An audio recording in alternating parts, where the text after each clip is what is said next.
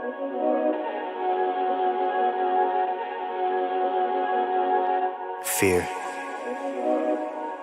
is the enemy. Baggy City Music Box. Whatever it is that you're going for, man, go hard. Hold on, never give up. You gotta have that mentality, man. I put in the work, I spent a lot of time on the waiting list. Never complained, I ain't never said shit. Shoot my shot, no fear if I miss. Imagine you chasing a dream that you love, only to find out it wasn't enough. You fall on your face, but you get right back up. And you fall back again, but you get right back up, yeah. That's the way that it's always been.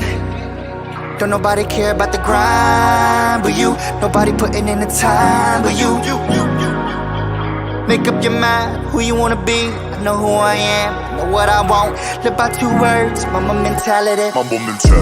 And that's word to my mom, word to my pops, word to my little bro. They said make your mistakes, but don't make excuses on why you can't live and learn. On a couple occasions I damn near went broke. I'm chasing this music thing, and I ran out of hope. I threw in the towel, said fuck the hole in the street. I kept on writing and touring. I picked up a job cause I knew it was important. The money I made, I would stash it away just to fund my recordings. And I didn't wanna stop cause I didn't know how.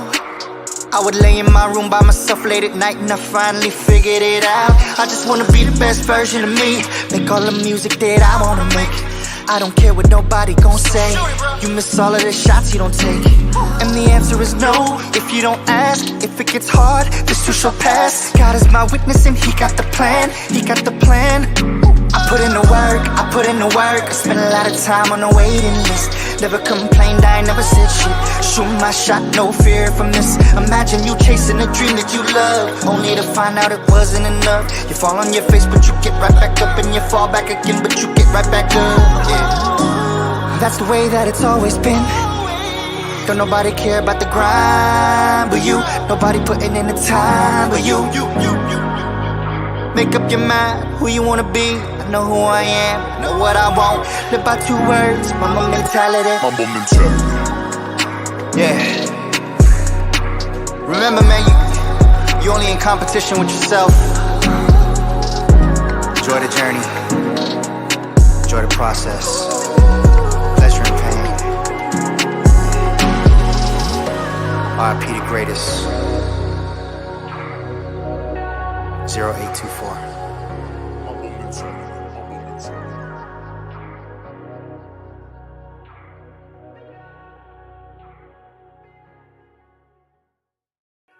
Check 1 2, check 1 2. Hopefully you guys can hear me okay out there. Hopefully you guys can hear me okay. All right, we on and cracking. Welcome, guys. It is another episode of our mental health checks for the month of June. And what I wanted to do was start off with a quick passage of a scripture. This passage is from Ecclesiastes 3. And basically it says, to everything there is a season and a time to every purpose under the heaven.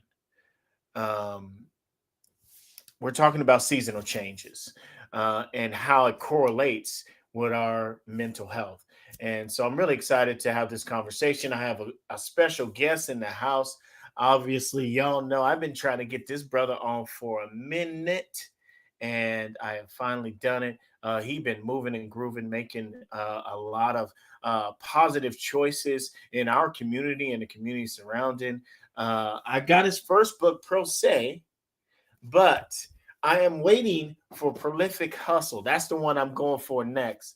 So I'm excited to have Devontae Parson in the building with us. So we're going to talk a little bit about mental health and seasonal change in his book and how seasonal changes are done right here in this passage and in Prolific Hustle. So thank you to all my sponsors. First off, I want to give a huge shout out to iShota.com. Thank you so much for your continued support. If you're locally in the Washington area and need somebody to get your pictures done and get them done right, hit up iShotcha.com, aka my guy Marvin Patterson. He will get you done and get you done right. It's the summertime, you guys. It's the best time to be outside and get some beautiful pictures with your friends, your family, your loved one, whoever it is that you need. And it's almost time for graduation. So if you need somebody to get your graduation pictures done right, hit up iShotcha.com. He'll get you done. Next, we're going to go ahead and head over to Icon ENT. Thank you so much, Willie Jr. Thomas, for your continued support in our community, doing amazing work. He's been doing it for about 20 years. The man has been in the game, making memories and all facets of life, whether it's doing the partying, doing weddings, and now he's in the Party Bucks extravaganza. So if you need someone to get you somewhere and get you somewhere in style and not have to worry about, drinking or anything like that, my guy Willie Jr. Thomas is in control of the Party Bus extravaganza. Hit him up at Icon ENT and he'll get you anywhere you want to go in style. And you ain't got to do nothing but say, yo, David sent you, and he'll get you a great price. All right. Next, we're going to go ahead and go over to the Chaya movement. Thank you so much, Zakia, for your continued support in this wonderful community of ours. I've known this sister forever, and she has been nothing but a positive influence in every facet of her life. If you guys need someone to get you done as far as your exercise goes, she can do it. She's done it for me. She'll do it for you. If you guys have any, any attire or clothing that you don't necessarily need anymore and you want to donate, if you hand them over to her, she is working on turning those rags into riches and giving them to people that need them the most. So hit up ChayaFashion.com and find out more about what she's doing in our community. Last but not least, thank you so much to Intentions Juice and Smoothie Bar. Yes, for continuing to be one of the most amazing Black-owned businesses in the area. If you guys want to get into the healthy eating, if you want to get your healthy smoothies, you can hit up Marquita Evans down at Intentions Juice and Smoothie Bar on 52nd and South Tacoma Way. She's also working on her 2 new locations, one of them in Seattle, and I'm still trying to figure out what the other one is. I think it's probably in Federal Way area, but she's moving and grooving and doing amazing work. So you guys, make sure you guys continue to support her and the rest of my amazing, people that continue to be a part of this growth and what we're doing here at the Circle. So without further ado, we're going to go ahead and bring in the man, the myth, the legend, the person of the hour, Mr. Devontae Parsons, in to talk mental health and seasonal change with me. Check 1 2. Are you there? Can you hear me okay? I'm here. I appreciate you, brother. Hey, man. Like I said, man, it's been a long while. I've been watching you move and do such an amazing job getting in contact with any and every person, sharing your story and talking about positive movements in our community. I'm so happy to have you here for this conversation today. How are you doing, though? Man, it's a blessing, man. It's a blessing. I know we've been trying to do this for a minute. Our schedule's been kind of, getting crisscrossing, but it's a blessing we came here now. We actually have, I like to do my research. I've heard great things about you as well. We actually have a mutual friend, Melissa. What I mean? We were just talking today. I just dropped off a bulk order of books to Truman High School. Shout out to them for investing in their youth. I appreciate you, man. It's a blessing. I'm doing great. All good things, it's busy. You know what I mean? It's busy. You know how it is. Yes, and it's a mental exercise, right? Absolutely. It's a mental exercise, right? So that's what we are today, brother. So let's just dive in a little bit before we get into the whole mental health thing.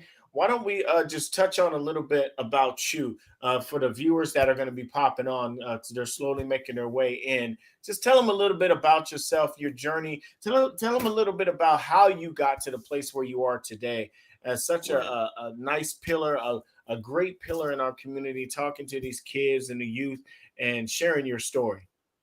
Word, man, I will, man. I'll summarize it because it's been a long journey, brother. Pretty much like I like to start off with, man. I was born into violence. I was born into gun violence. My dad was murdered while my mom was pregnant with me. She watched him get stressed on the gurney with bullet holes in him. You know what I mean? So everything that I felt, everything that she felt, I felt in her fetus. You know what I mean? Mm-hmm. So you know, what happens is she had a 3-year-old son that was older than my older brother, right? And she wasn't able to really handle it at the time. So I ended up with my grandmother, you know, older lady at the time. I think she was 50-something when she took me in. We moved from Texas down to Yester Terrace Projects.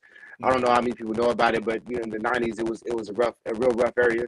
You know, when the Cali Cats was coming up here and everything, you know, affecting it with the gang culture and everything. So I grew up in that, you know, and I grew up in heavy around, you know, prostitutes, dope dealers, you know, shooters, all that kind of stuff. But you know, the unique thing about it is, when you grow up in that environment, you don't see them as what the jackets that's put on them by society.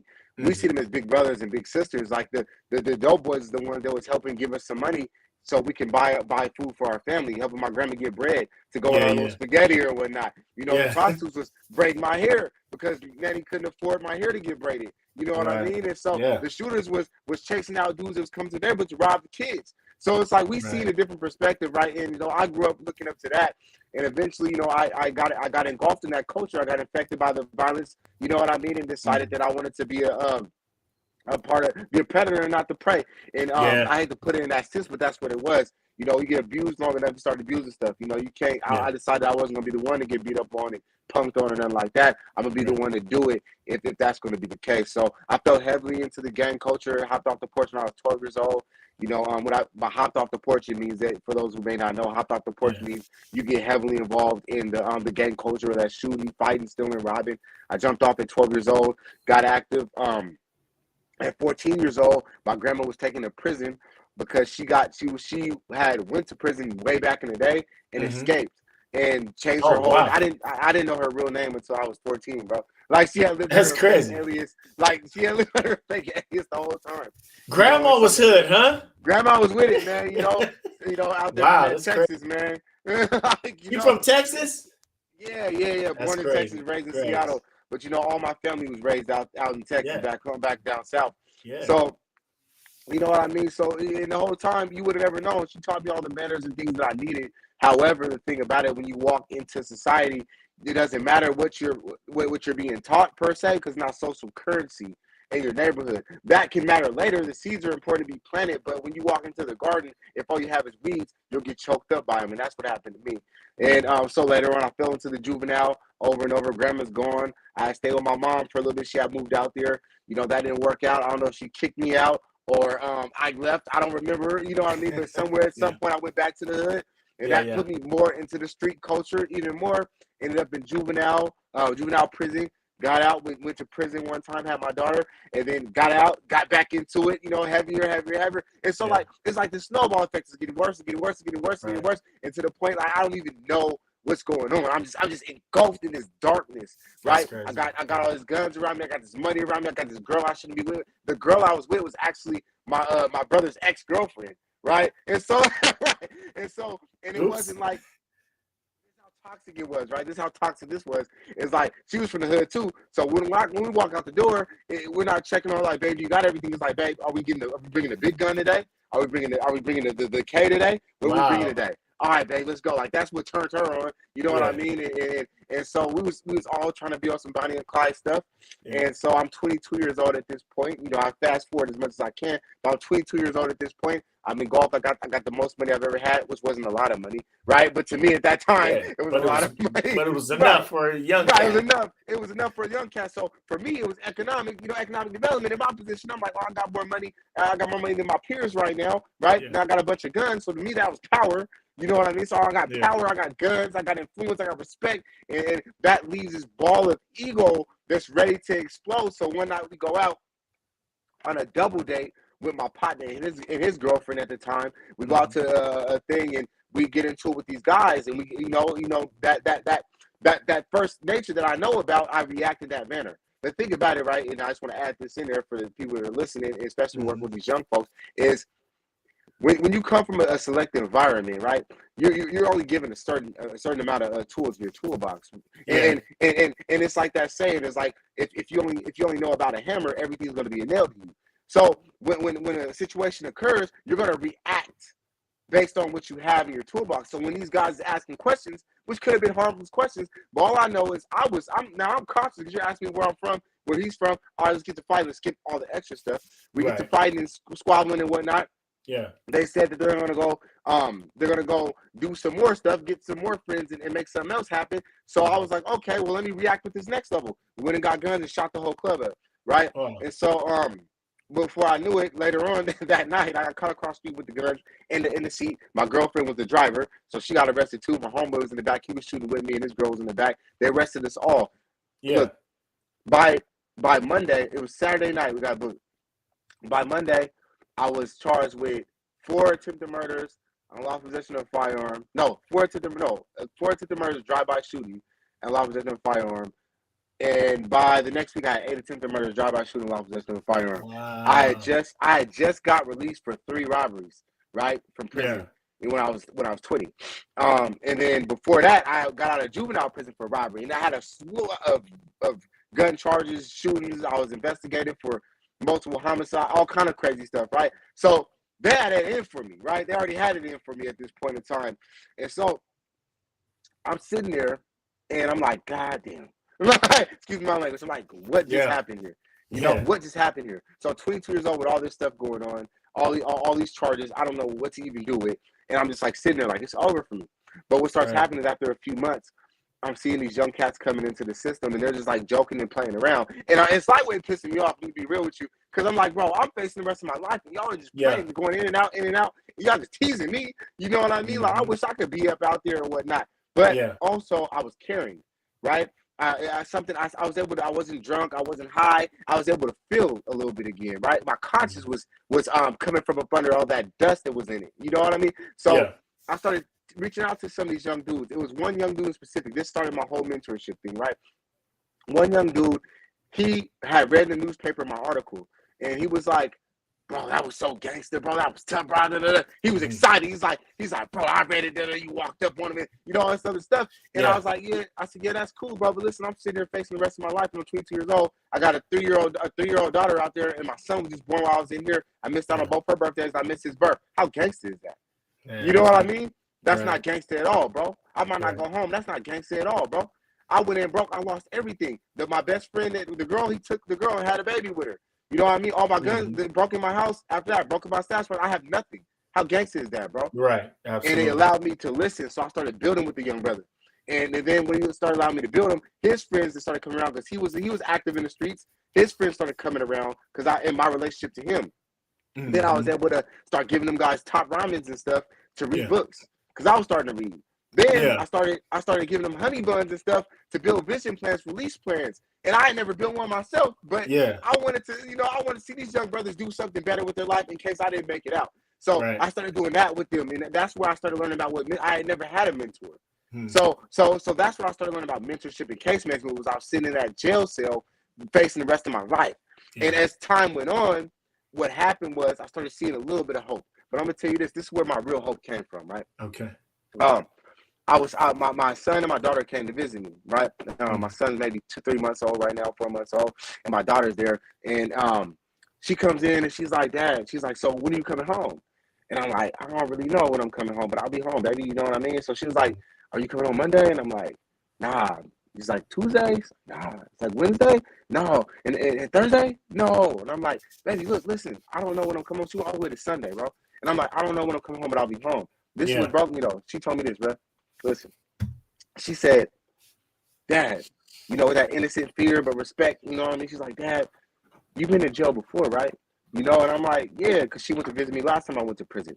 And I was like, yeah, you know that, and she was like, well, what makes you think that if you get out and come back home, you won't go back to jail again? And that broke me, bro. That broke me. My 3-year-old daughter didn't believe in me enough to be a successful citizen out there. She didn't believe I can control myself, bro. And it challenged me, but it sparked me. So from that point, I went back to my cell and I asked myself one of the most important questions I ever asked after that. You know what I mean? Was, is there more to life? Is there more to life than this? And if there is more to life than this, then like, how do I get it? And the beautiful thing when you start asking those questions, and that's how you reach people. If you get a person to ask questions, you know what I mean? To be curious about something else, opportunity to really reach them, right? So the universe started working in my favor. God started working with me. Next thing you know, I have Having older individuals coming in, pouring into me, asking about my kids, talking to me, building a relationship. It's relationship exposure and guidance. They built a relationship with me. One, they started talking to me, asking me about things, whatever. Then they were like, here, little bro, here's a book. Here, read this book, bro. They started giving me books. They're exposing me to more knowledge, right? They're giving me more understanding. Then the guidance. They're guiding me through what I'm learning. You know what I mean? I read the autobiography of Malcolm X. I read Letters Incarcerated Brother. I read How to Hustle. I can't tell you how many books I read while I was in there. But it was an explosion in my mind. I'm like, wait a minute, bro. There's people that look like me that are extremely successful right now that came from worse beginnings than I did. This is a thing? What? Like, you know what I mean? Like, it might sound crazy, but it was like I couldn't believe it. I had never believed that somebody can do that. Right? I've never seen it. Right? Unless you're a rapper. You know what I mean? Like, that's the most I've ever seen. So I dedicated my time right there. I'm like, okay, you know what? I'm finna just go hard in self-development, personal development. And I did something that was extremely foolish. What most people know me for now is I fired my attorney. I was like, you know what, bro? If I want my life. I want my life back, bro. I want my life. And the only way I'm gonna get that is if I invest in my life myself, right? It was foolish. Don't get me wrong. I don't advise anybody. I don't advise anybody to do it, bro. And if I wasn't in jail, I don't know if I'd have been able to do it out here because I didn't have no distractions in there, right? But I went in there, I fired my attorney, started reading every single book that you could read on law. I stayed in the law library in there for hours. I started practicing, walking around the thing, talking to myself until I went all the way to trial. They didn't believe me. I begged them for 15 years, give me a 15-year deal. They laughed at me, and I was like, all right, bet, we're taking it to the box. You know what I mean? I went, I learned, got all the attempted murders off of me, man. You know what I mean? Walked away with the law possession of a firearm and assault in second degree, bro. What I really wanted from the beginning, they couldn't hit me with the other charges. And when I left that courtroom, the first of all, the lawyer, the one of the top lawyers out there, he came and told me, he's like, bro, that's the best I've ever seen in my life. And he was like, bro, you should have been a lawyer. Oh God. And they offered me a paralegal position when I got out. I didn't I already had my path. But when I walked, there's a beautiful thing that happened when I walked back, and I didn't include this in the book, right? But when I walked back into the pod where they had everybody, they had the two, because I was in Pierce County Jail, they had the two rings, right? They had the two little tiers. And I walked back, and they was a standing ovation, bro. You feel me? I gave all those people hope with that story. From that point on, I said, you know what? I got so much potential, bro. And I want to make sure that I help anybody and everybody that I come in contact, especially these young folks, reach their potential before they have to come pro se. And I got out, started doing the community work. That's when I wrote the book. I wrote the book, Pro Se, The Art of Becoming More. I was on house arrest, bro. I got out after doing 6 years. I was on an early release on the bracelet. I wrote that on house arrest, bro. You feel me? Not knowing what to do. I'm like, bro, listen, I'm going to figure this shit out. I wrote the book, put the book out. It gave me speaking engagements in India, Greece, all kind of places that I never thought I could speak in, speak to, or nobody that could relate. And then I got doing community work, built it big from there. And then people were like, listen, bro, you need to go hard and build your business. I connected with the Credible Messengers. They helped me start the nonprofit legal structure. And I started with my own money, doing vision building and goal setting with money out the pocket. That's kind of what Prolific Hustle is a little bit about, piece of that. I'm paying for myself to get proof of concept. And then I was just blessed from there, bro. And since then, it was everything else is, it's good. We've been moving since then, brother. You know what I mean? That's so cool, man. Like the seed of passion that you have in your story, especially from the point where you're out hustling and you're in these streets doing dirt and sleeping with your buddy's girl and having kids, and the way that your demeanor changed as these things continue to happen. It's a clear example of what we are speaking about when it comes to seasons.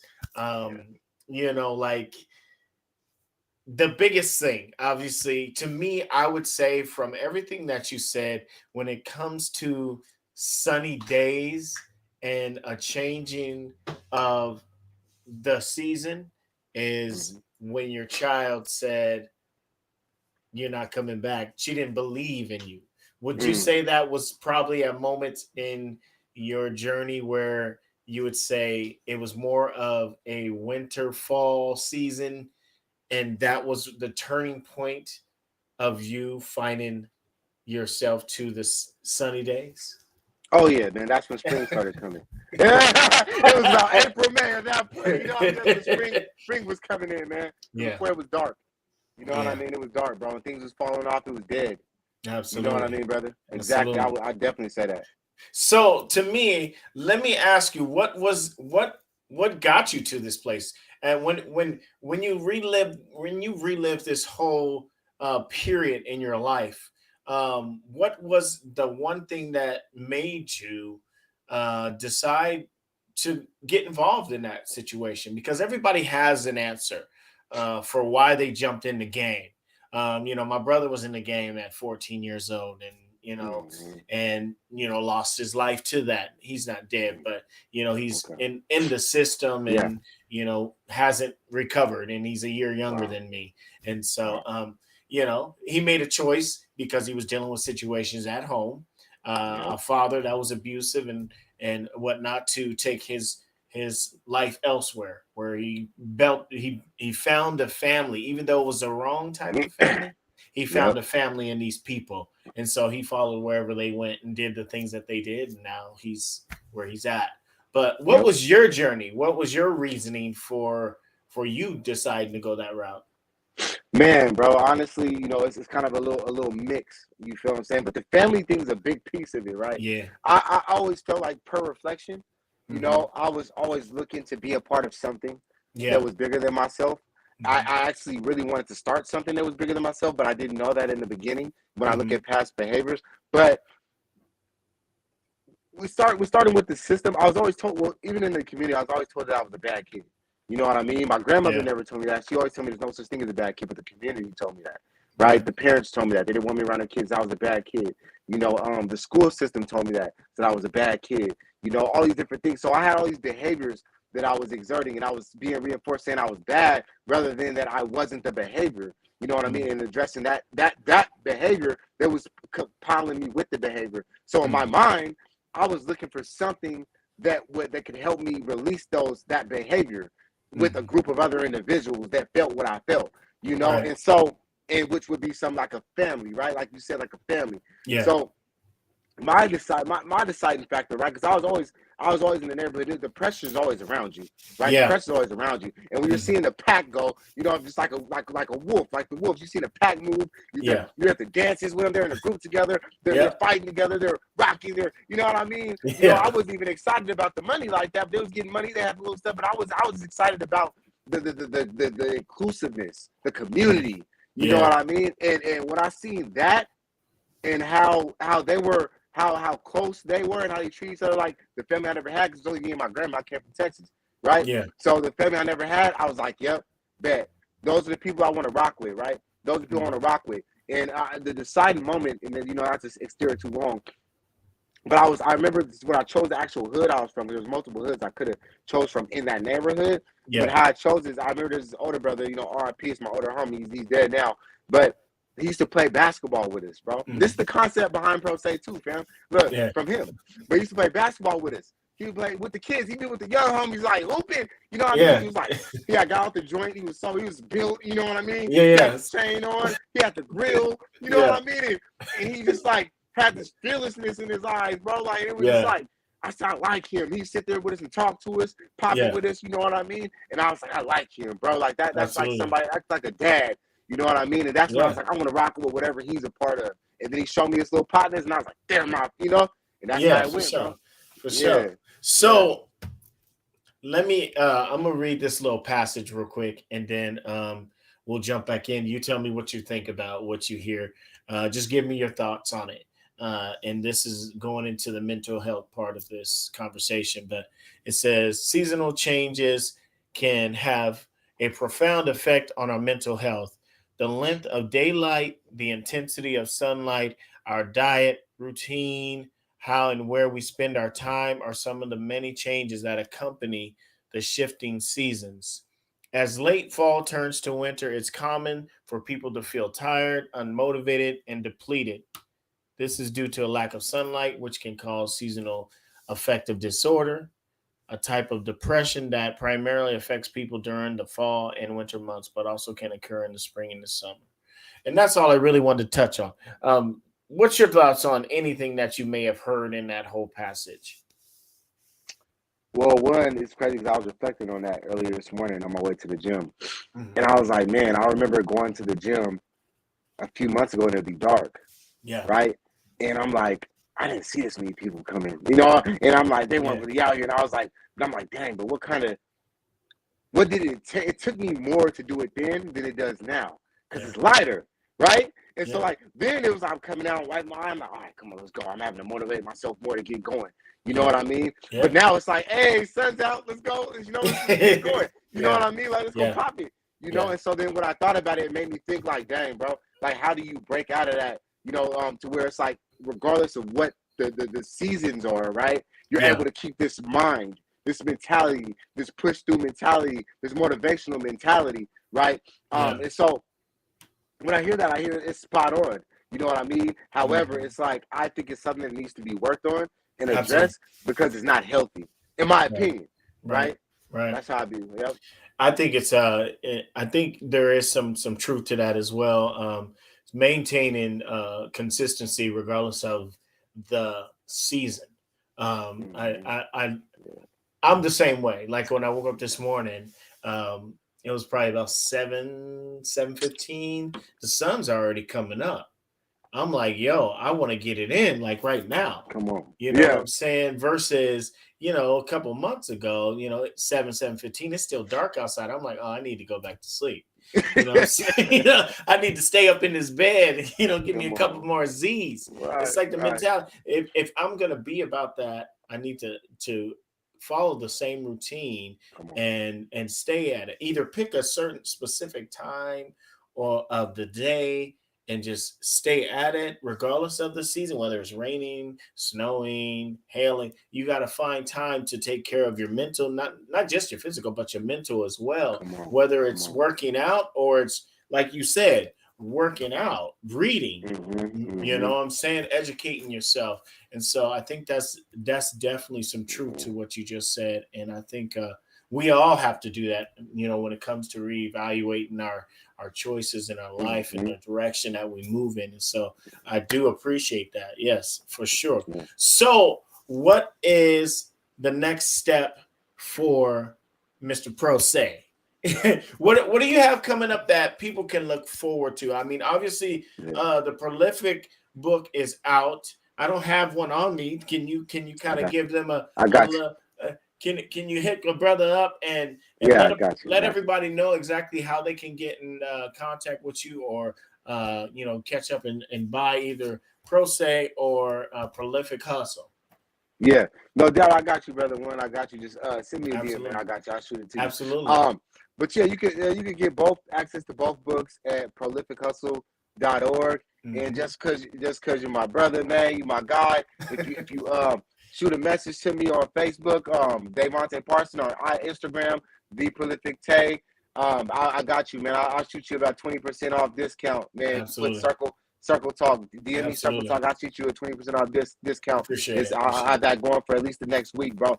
And then aside from that, brother, what I got going on now. Oh, let me tell you a little bit about Prolific Hustle. It's pretty much how does Prolific Hustle, how to turn your pain to passion and profits. And so it goes a little deeper into my story, but I approach it in the same way I did Pro Say, The Art of Becoming More. I'm taking out the lessons in my story. Like you'll hear from when I caught that first robbery case, because a lot of people don't know I went to prison before this time. They only know the success story. But I want to tell them the gritty part. I dive into that. I dive into when I was in a motel and I was in a relationship with a prostitute. You know, a young prostitute. We was kids. You know, I mean 15. And I'm robbing and she's going in and getting taken advantage of by older men. You know what I mean? And we're coming back, breaking down money together to eat.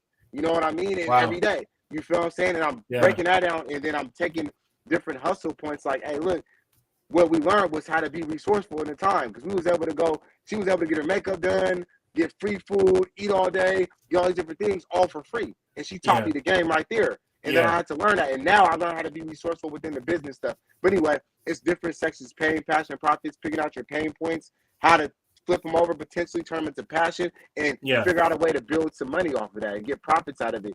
You know what I mean? So absolutely. Definitely a dope buy, bro. Coming up next for me, bro, I'm working on an online course right now. You know, we'll be hopefully in the next month or so, I'll be able to release it. but it's about visionary success. It's going to talk about how to build out visions, right? How to build out your vision, like effectively build out your vision, even using the way to where if you don't know what your vision is, how to use the fact that you don't know what your vision is to build out a vision still. Dope stuff, a dope angle. I learned in prison it's filthy. I've helped, I think, at least 40, 50 young individuals and adults on that, and how to specifically map out your goals, right? From that vision, extract them, map out an effective goal blueprint, how to connect stuff to the resources and the relationships needed, and the mindset behind it all. What's the mindset? How to develop that mindset? How to build the confidence? How to sustain that level of success? So all the things that I've learned compiled into this online course is going to be here and available pretty soon. You know, I want to do that and transition into an academy and build out the Prolific Hustle, Prolific Academy. So those are big things. Nice. You know, by end of the year, man, we're building. You know, brother, absolutely. We stay stepping. We ain't playing. That's you know good. what I mean? So we keeping it there. So that's everything you guys could see. Again, go to prolifichustle.org. You can hit me up on Instagram, The Prolific Tay, TikTok, The Prolific Tay, Facebook, Devontae Parson. Absolutely. So I got 2 more questions before we get out of here, man. First one is how important is your children to you? Oh man, extremely, brother. The reason why is like they're your legacy. You know what I mean? They're your legacy, and I'm not gonna lie and say that I'm not gonna lie and say that I thought about that in the beginning because I didn't, right? You know, that wasn't my priority. In my mind, when I had my first daughter, she was like my first son. She's gonna be a game banger too. That was my mentality at that time. That's how sick and twisted I was, right? Yeah. However, now as I developed, I'm like, man, these are really my little legacies right here. They piss you off, don't get me wrong, but like, they're my little legacies, and they're extremely important, man. And the things that they hear and see and extract from me are going to be what the next 5-6 generations are going to play into, and I want to change that trajectory. So they're utmost number one. Amazing answer, great answer. And this last one, just what do you want people to remember about you when you leave this earth? Man, I gave it all, bro. Like, you know what I mean? I want people to remember that I was a individual, a being that was able to build a foundation on the rock bottom and change the trajectory of everything that people thought I was going to go into. Yeah. You know what I mean? And I left it all on the floor without a doubt. You know, that's what I really wanted to live. And it's going to be like, did that. Like, you know what I mean, brother? Yeah, you know, for sure. Well, you know what, man, like I do appreciate you for coming on and sharing your story and your thoughts on mental health and seasonal changing. And I think if people haven't heard or read your story, they need to go ahead and jump on and get that. I got mine and I've read through it twice.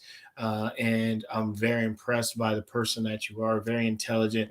And it's amazing to see that, you know, people do go through hardships and make it out to become responsible, intelligent, you know, adults and mentors and people that want to give back and show and share and try and help the next generation. And that's exactly what you're doing. And we do appreciate you so much for your continued push. You know, that's really what it is, because we're not done with the work that needs to be done in our streets. So continue pushing, continue doing what you're doing, man. And anything that I can do to be an asset to what you got going on, I definitely am down. I definitely will post to the link with a picture of both books and let everyone know, hey, if you want this book and you mention Circle Talk, you get a small little discount just to keep it rolling, man, because I think it's important for people to hear that it's okay to go through hardships. It's okay to make mistakes as long as you learn. Come on. And, you know what I'm saying? You learn and you push through it. You know what I'm saying? That's how we all, you know, make it out of this life and help others along the way. And so keep doing what you're doing, man. I appreciate it. Melissa's in the building. What's up, Melissa? I see you out there. I see you. But thank you guys. Thank you guys so much. Anything that you want to ask me before we get out of here, bro? Man, I just, it's more of a statement, brother. I just want you to keep pushing it. You know what I mean? I'm gonna eventually probably come back to you and see how you how you ask, man. How you put this together, bro. Because this is something I have in my vision too. I'm trying to reach as many people in the world as possible. Oh, I see. Listen, the book has tools built in to help too. Amazing. I appreciate it, no doubt. No doubt, man. Big shout out. Absolutely. But yeah, man, I appreciate you. Keep doing this, man. Keep reaching out to people that need to be put in front of more people so they can inspire and motivate and potentially help more people. It's going to spark the brains to help more people. You know what I mean? Yes, so stay at that, man. Absolutely. This is why we were put on this earth, brother, to change the world. Get to these kids before it's too late. You know what I'm saying? There we go. There we go. I'm not stopping until I leave. So let's get it. Yep. But thank you again so much for being here, man. Thank you all so much for watching today. This is Mental Health with Devontae. Is that how you say it? Devontae? Devontae. Devontae. Let me get it right. Devontae. Gucci, man. Devontae Parson in the building. Make sure you guys support. We will be back next month for a mental health check. We're going to talk about money in mental health in July. Yeah. How that money has an effect on your mental health and everything that you do. I mean, because we all want it, but there's a lot of us out here that don't have a lot of it. And so how do we maintain our sanity when it's not there? So we're going to talk about that July 2nd. Watch for that one coming out. Thank you, guys. Y'all have a wonderful rest of your day. We'll see you guys next month. Take care. Peace.